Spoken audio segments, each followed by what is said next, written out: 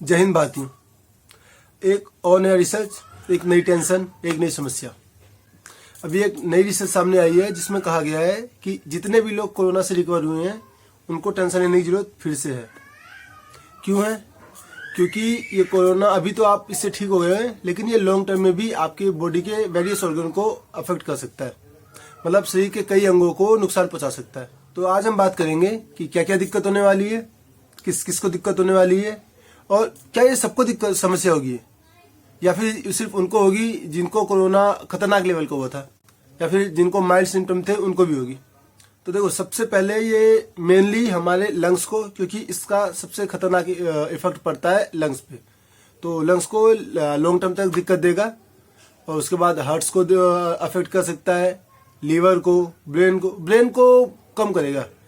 क्योंकि आपको मैंने पिछली वीडियो में बताया, आप जाके देख लेना कि जो कोई भी वायरस है वो रेप्लिकेट होने के लिए, यानी एक नया कोरोना वायरस पैदा करने के लिए, अपने आप को बढ़ाने के लिए उनको प्रोटीन की जरूरत होती है, और हमारे ब्रेन में प्रोटीन की मात्रा कम होती है कंपैरिजन टू अदर ऑर्गन्स।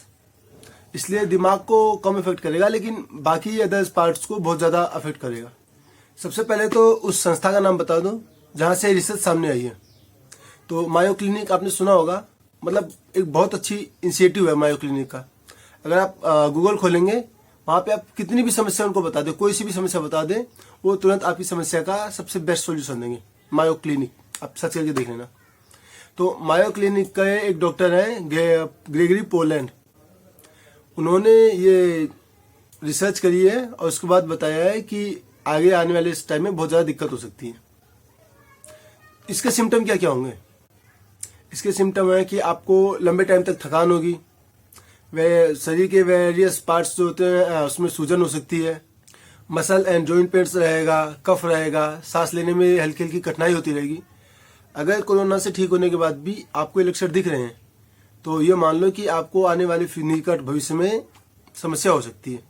अब हम बात करेंगे कि किस अंग को क्या नुकसान पहुंचा सकता है, मतलब कौन सा अंग कैसे प्रभावित होगा।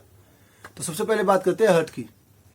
तो जो ये अभी जो लोग कोरोना से रिकवर हुए हैं उनको जो हार्ट के मसल है वो फेलियर हो सकता है, डायरेक्ट हार्ट फेलियर भी हो सकता है। और ये होगा क्यों? क्योंकि आपको पता है जब जिसको कोविड होता है उसको कफ की समस्या होने लगती है। तो जो कफ के थक्के होते हैं वो ब्लड वेसल्स, रक्त नलिकाएं जो हार्ट तक जाती हैं, उसमें जाके कहीं बीच में थक्का जमा देता है, उस पाइपलाइन को जाम कर देता है। सिंपली मानते हैं जैसे पाइप में पानी जा रहा हो, उसमें कचरा फंस जाए तो पानी धीरे धीरे कम होता जाएगा, और वो रुक गया तो जैसे ही पानी आना बंद होगा, मतलब खून जाना बंद होगा हार्ट में, तो हार्ट काम करना बंद कर देगा एंड आपको हार्ट फेलियर हो जाएगा। और अगर पानी यानी हार्ट में ब्लड की मात्रा कम होती गई तो वहाँ से मसल्स को ब्लड खींचने में ज़्यादा मेहनत करनी पड़ेगी, तो उससे मसल फेलियर हो सकता है। हार्ट के मसल काम करना बंद कर देंगे तो उससे भी समस्या हो जाएगी। अब बात करते हैं लंग्स की। लंग्स का तो सबको पता है कि कोरोना का सबसे पहला अटैक, सबसे मेन अटैक लंग्स पे ही होता है। तो लंग्स कैसे इफेक्ट होंगे? तो एक बार जिसको कोरोना हो गया उसके लंग्स की एफिशिएंसी थोड़ी कम हो जाएगी। जो एयर सैक्स होते हैं जिनमें हवा भरती है, हवा से ही तो हमारा फेफड़े फूलते पिचकते हैं, तो उनकी ना क्षमता कम हो जाएगी हवा को खींचने की, उसको रोकने की और छोड़ने की। तो उसकी वजह से सांस लेने में कठिनाई होगी हल्की हल्की, और जो बाद में अस्थमा भी बन सकता है। ब्रेन में जैसे मैंने आपको बताया कि इस पे ब्रेन पे चांसेस कम है, लेकिन पड़ सकता है। तो ब्रेन पे इफेक्ट क्या पड़ेगा? इसमें आपको पार्किंसंस डिजीज हो सकता है, अल्जाइमर डिजीज हो सकता है। अल्जाइमर समझते ना, भूलने की बीमारी। और हाँ, अभी तो एक रिसेंटली रिपोर्ट आई है, उसमें भी बताया गया है कि वो स्टार्ट हो चुका है। जो लोग कोरोना से पीड़ित थे उनका सर्वे जब किया गया तो उन्होंने बताया कि वो चीज़ को पहले से ज़्यादा भूलने लगे हैं, उनकी याद रखने की क्षमता धीरे धीरे कम हो रही है। इस कोरोना की वजह से ब्लड में, मतलब ब्लड की सर्कुलेशन में प्रॉब्लम हो जाएगी। आपको पता है ब्लड हमारे शरीर में 2 पाइपलाइन से जाता है। एक को कहते हैं हम कैपिलरीज, जो बिल्कुल छोटी छोटी पाइपलाइंस होती हैं जो आप महसूस कर सकते हैं, यहाँ आसपास रहता है बहुत कम। और दूसरी होती है ब्लड वेसल्स, वो थोड़ी बड़ी होती है, जो हार्ट में ब्लड पहुंचता है और जिससे बाकी शरीर में पहुंचता है। तो अगर ब्लड क्लॉटिंग होने लग जाएगी, मैंने आपको बताया था ना कि शरीर में जो बलगम होता है, जो खांसी के टाइम आता है कोरोना के बाद, तो जिसको थोड़ा बहुत रह जाता है ना, तो वो ब्लड के साथ मिक्स हो जाता है।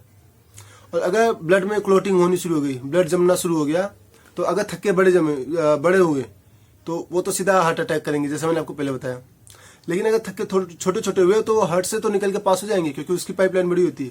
लेकिन जो कैपिलरीज होती हैं, जो बिल्कुल महीन रक्त नलिकाएं बोलते हैं उसको, बिल्कुल छोटी छोटी होती हैं, उसमें जाके वो जम जाएंगी। तो मान लो यहाँ पे आके वो जमनी शुरू हो गई, तो यहाँ पे नलिकाएं आके यहाँ पे ब्लॉक हो जाएगा रास्ता, यहाँ पे पाइपलाइन हो जाएगी बंद। तो यहाँ की जितनी भी उंगलियां हैं ना, अगर यहाँ पे खून नहीं पहुंचेगा तो ये अंग अपने आप ही खत्म हो जाएंगे, डेड ऑर्गन हो जाएंगी।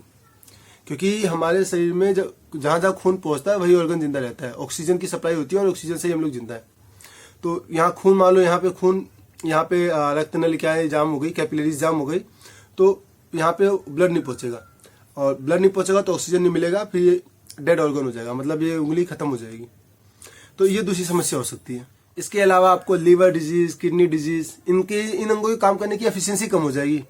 मूड डिसऑर्डर, कभी मूड आपका बहुत अच्छा है, कभी अचानक से खराब हो जाएगा, एंग्जाइटी हो सकती है। और सबसे बड़ी चीज, सबसे खतरनाक, ये डिप्रेशन का कारण भी बन रहा है। मतलब जिनको एक बार कोरोना हो गया ना, उनका या दिमाग का काम करने की ना प्रक्रिया थोड़ी चेंज हो जाती है। तो ये उन्होंने रिसर्च किया कैसे, क्या लोग घर गए? तो मेनली यूएसए में तो रिसर्च हुआ, अल्टरनेटिवली कई लोगों के घर गए और वहां पे जाके रिपोर्ट ली। लेकिन WHO ने क्या किया, उन्होंने सीधा टेलीफोनिक सर्वे किया। जो कोरोना से ठीक हो चुके थे, जिनको अभी मान लो मार्च में जो लोग ठीक हुए हैं, उनसे अब फोन करके पूछा गया, तो वहां से ये सारे रिजल्ट सामने आए हैं। और अब अगला सवाल, क्या ये सबको होगा? मतलब जिनको मान लो माइल्ड टाइप का कोरोना था, जिनको माइल्ड सिम्टम थे कोविड-19 के, क्या उनको भी होगा?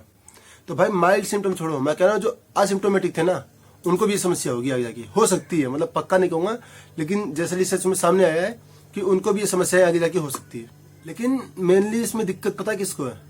इसमें दिक्कत है जो लेस देन 10 ईयर्स ओल्ड है, या मोर देन 60 ईयर्स ओल्ड है, या फिर जो पहले से किसी कॉम्प्लिकेटेड, किसी खतरनाक बीमारी से ग्रसित है, जैसे शुगर हो गया एंड हाई ब्लड प्रेशर हो गया, अस्थमा हो गया, किडनी डिजीज हो गई, लीवर डिजीज हो गई। जिनको ये चीजें पहले से ना, उनको इसकी ज्यादा समस्याएं हैं। और बाकी जो 10 से ऊपर और 40-45 के आसपास है, उनको बहुत ज्यादा कम चांस है कि आगे समस्या हो सकती है। तो अगर फाइनली बात करें तो इसका सोल्यूशन क्या है? तो यार सोल्यूशन नहीं है, फिर भी है।